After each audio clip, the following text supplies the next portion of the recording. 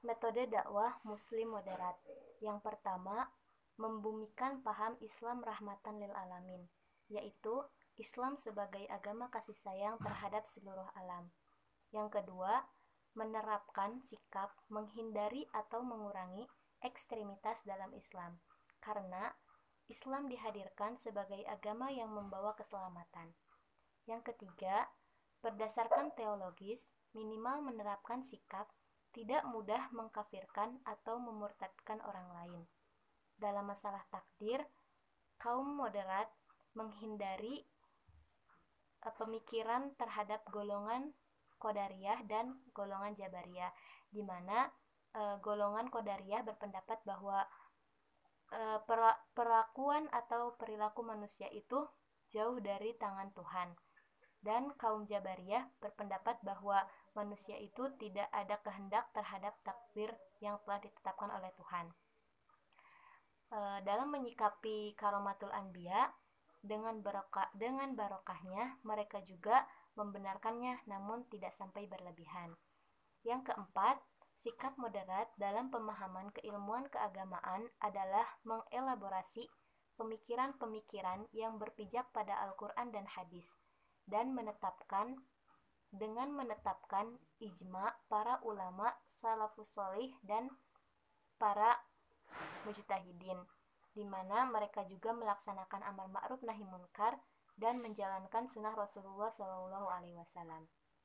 Yang kelima, menciptakan harmoni dalam sikap toleransi positif terhadap semua kalangan atau semua kelompok beragama dan aliran kepercayaan. Hal ini berlandaskan kepada surat Al-Kafirun. Yang keenam, menjunjung tinggi asas persaudaraan atau yang lebih kita kenal dengan istilah ukhuwah.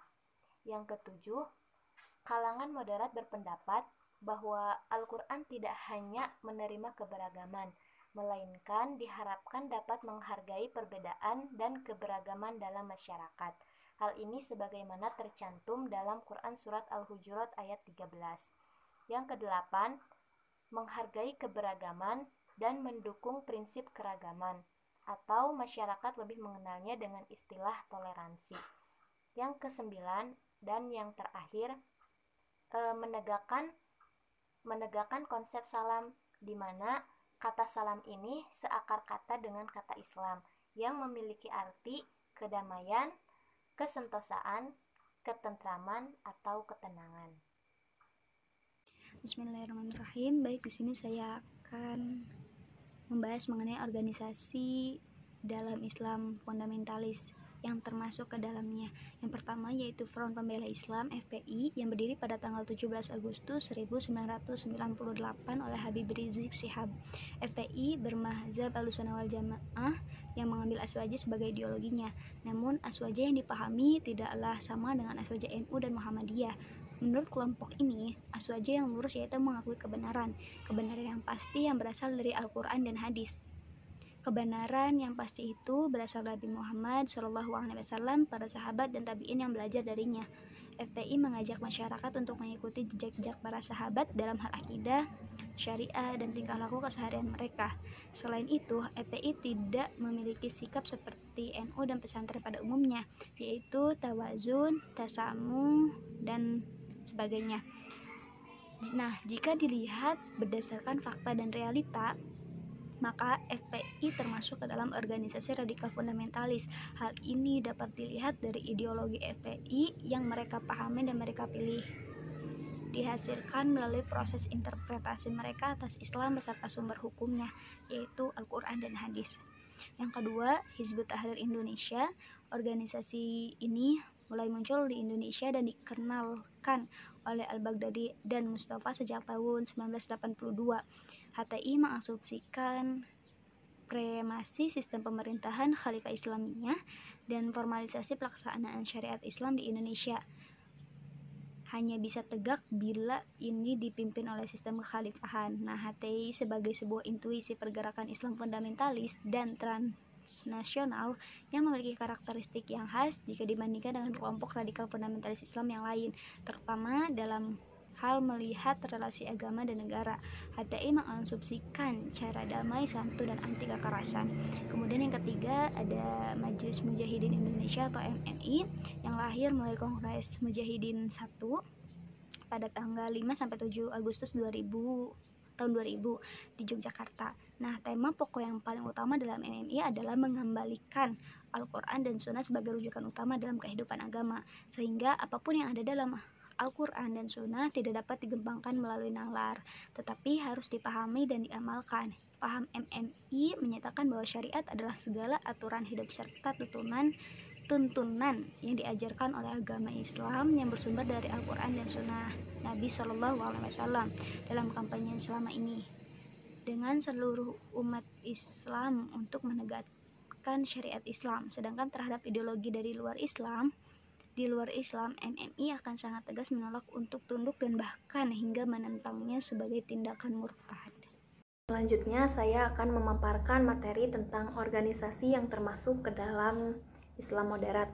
Yang pertama ada organisasi Al-Ikhwan Al-Muslimun yang kemudian disingkat menjadi IM.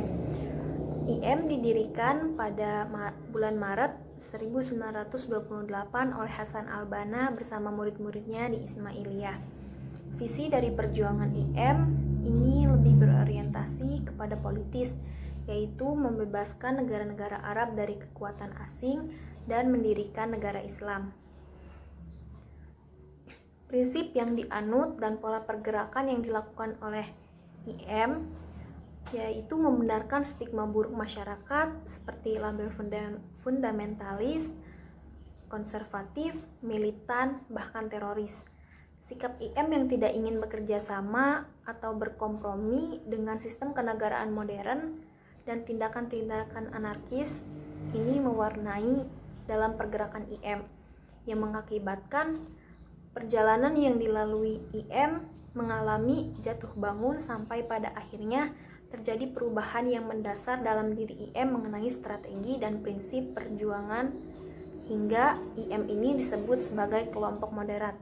Yang kedua ada NU atau Nahdlatul Ulama. NU didirikan pada 31 Januari 1926 di Surabaya. NU ini sudah dicap sebagai organisasi Islam Indonesia dengan watak moderat. Bagi NU, moderat di sini adalah pertengahan. NU bergerak di bidang pendidikan, keagamaan, dan sosial. Nilai-nilai Ahlus Sunnah wal Jamaah itu merupakan ideologi NU. Mata pelajaran yang diambil NU yaitu pelajaran Ahlus Sunnah wal Jamaah dan ke-NU-an dengan nilai kultural ke-NU-an yang berbasis ideologi Ahlus Sunnah wal Jamaah yaitu seimbang, toleransi, tegak, dan moderat. Hasil dari lembaga pendidikan NU ini diharapkan memiliki paham Islam moderat yang menjadi karakter dan ideologi NU. Yang ketiga ada Muhammadiyah. Muhammadiyah didirikan pada 12 November 1912 di Yogyakarta. Muhammadiyah pun sering dicap sebagai organisasi Islam yang berwawasan Islam moderat. Menurut Haidar Nasir, ideologi Islam yang berkemajuan adalah bahwa Muhammadiyah berupaya dalam menampilkan corak Islam yang memadukan antara purifikasi dengan dinamis dan bersifat moderat dalam meyakini, memahami, dan melaksanakan ajaran Islam. Ideologi Muhammadiyah dengan watak yang moderat ini dalam arti pertengahan antara liberalisme dan radikalisme. Selain berdakwah, Muhammadiyah pun memiliki cita-cita yang utama yaitu meningkatkan pendidikan dan pengajaran berdasarkan ajaran Islam. Menurut Muhammad Ali, terdapat 5 identitas objektif sebagai elaborasi dari Al-Islam dan kemuhammadiyahan ke dalam sistem pendidikan Muhammadiyah yang sudah dituliskan di makalah. Melalui identitas objektif pendidikan Muhammadiyah inilah yang menjadikan pendidikan Muhammadiyah mengandung pendidikan Islam moderat. Terima kasih.